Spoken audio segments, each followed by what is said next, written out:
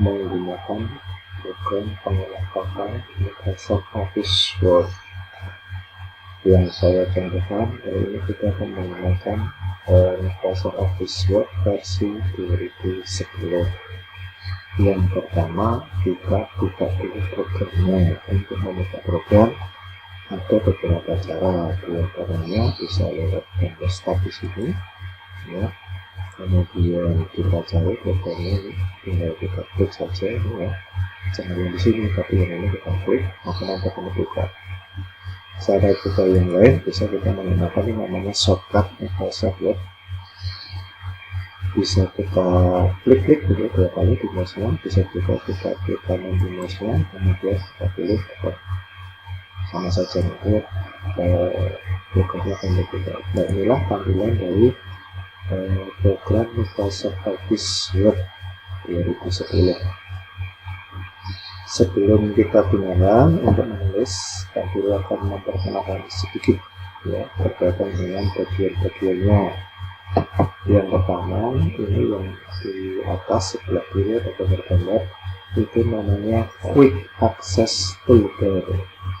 Quick Access Toolbar, jadi tombol yang digunakan untuk mempercepat visi kita, mempercepat kerja kita. Dimana Quick Access Toolbar.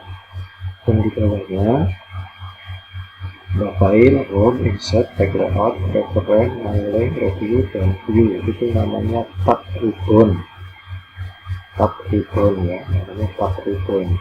Nah, masing-masing tab ini kalau kita klik atau kita buka ada isinya, ya, ada isinya.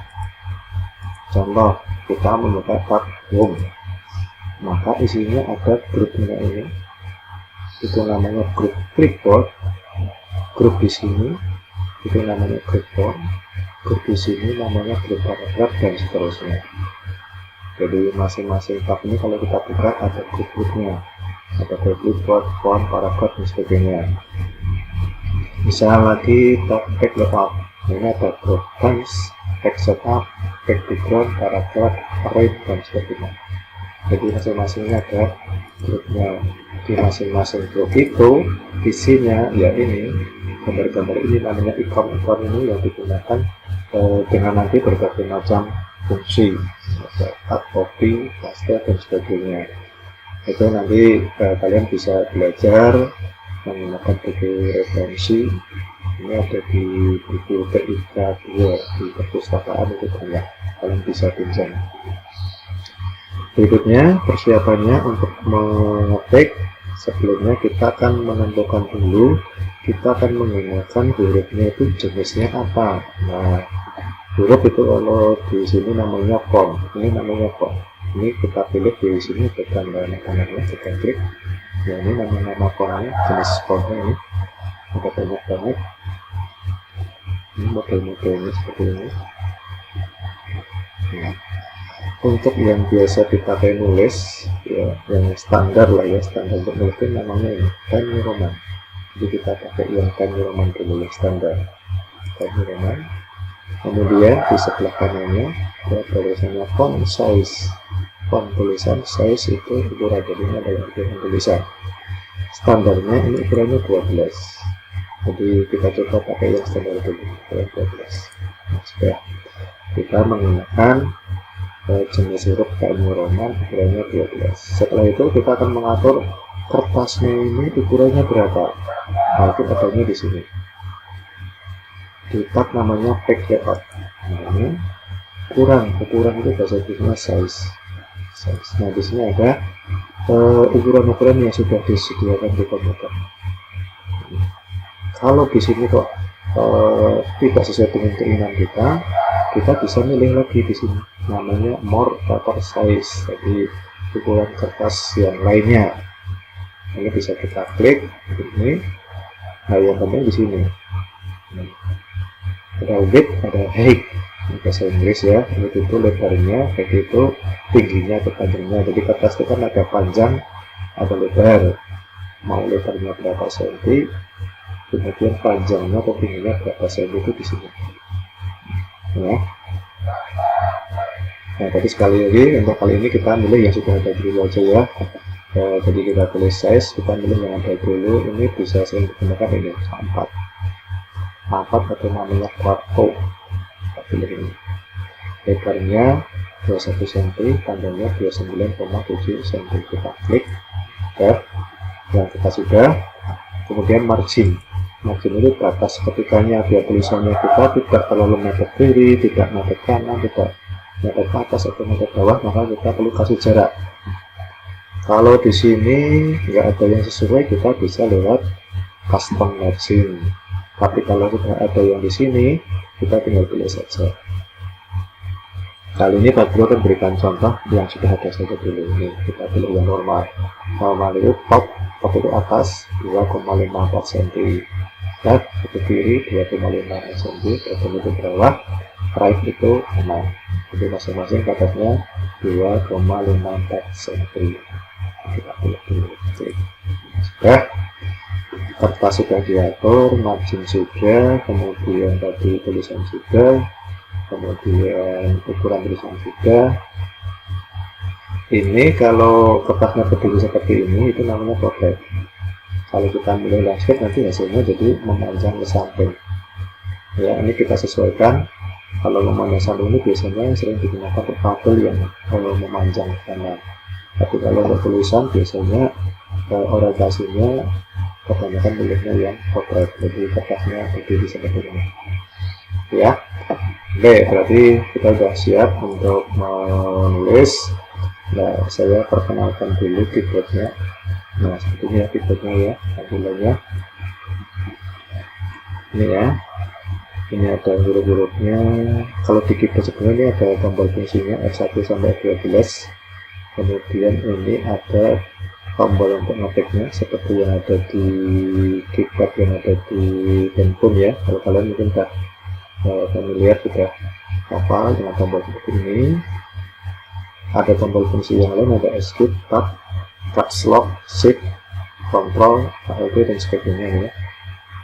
Nah, sekarang yang paling penting ini, bagaimana kalau kita ingin ngetik huruf besar.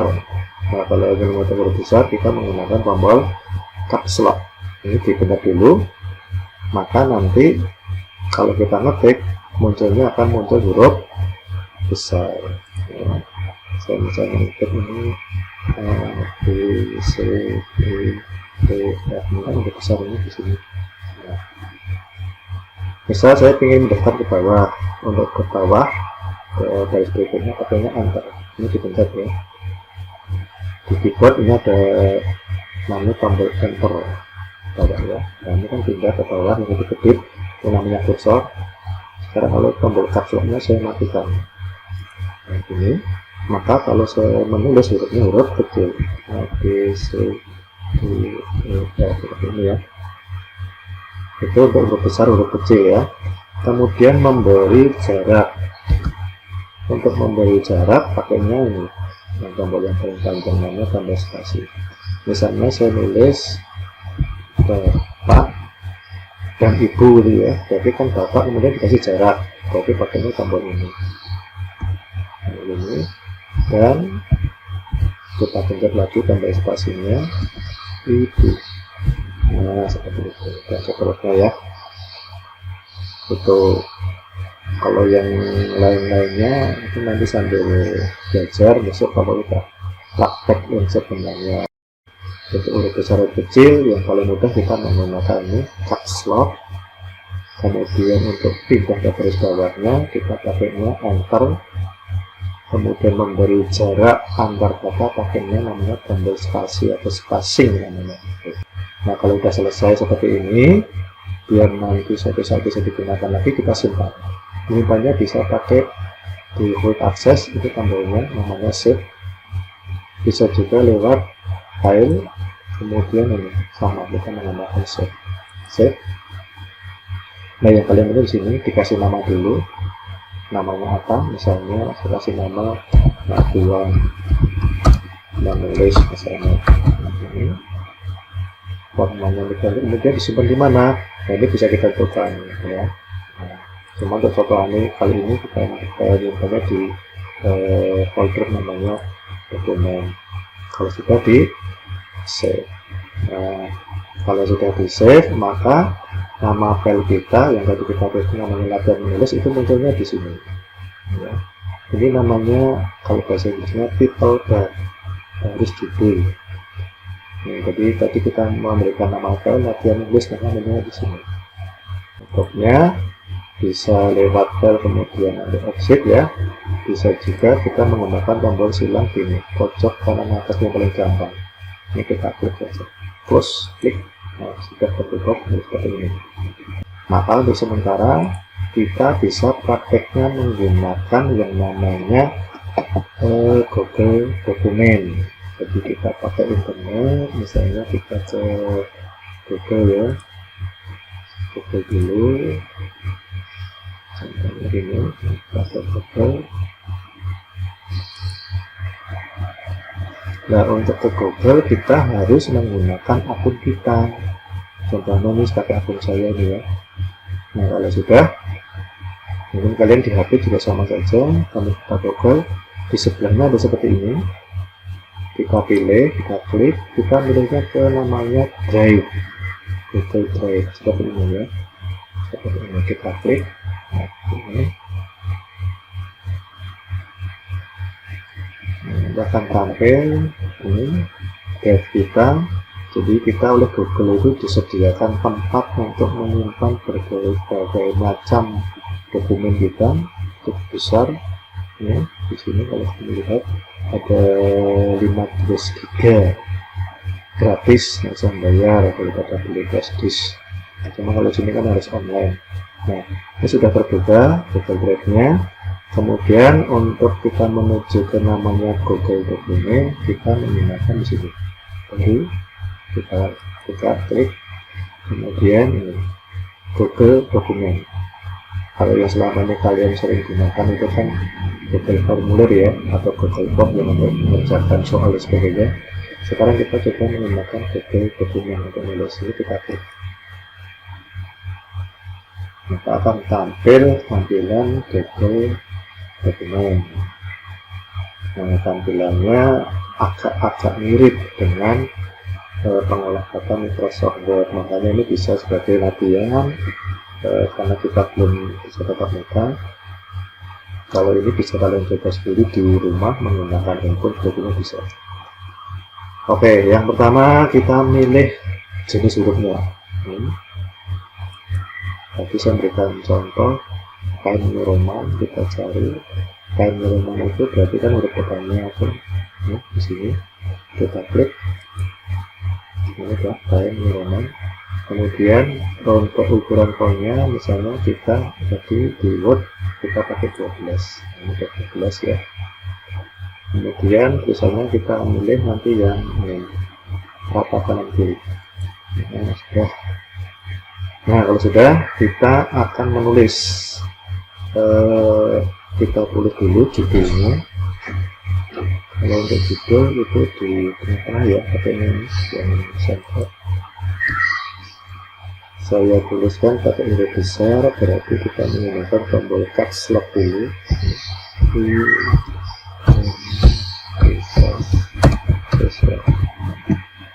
Kemudian pindah ke bawah ke tombol enter, kemudian ini biar kursornya mulai dari kiri kita menggunakan tombol ini. Kemudian kalau sudah kita itu seperti ini. Nah, silakan diisi, misalnya namanya Budi, panel, kemudian kelas,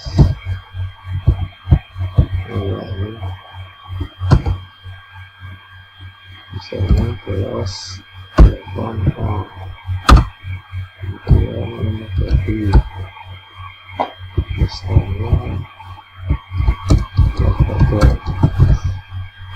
kemudian kita misalnya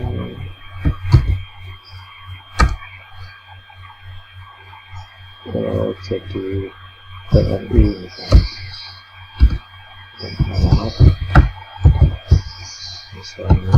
tinggal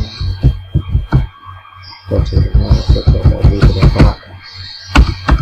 Kemudian saya ingin minta pendapat kalian tentang pembelajaran selama PJ. Pendapat saya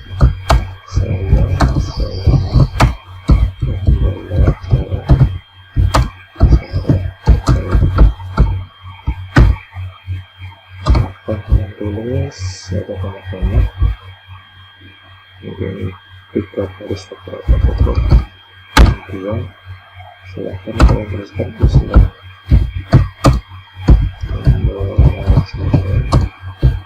Selanjutnya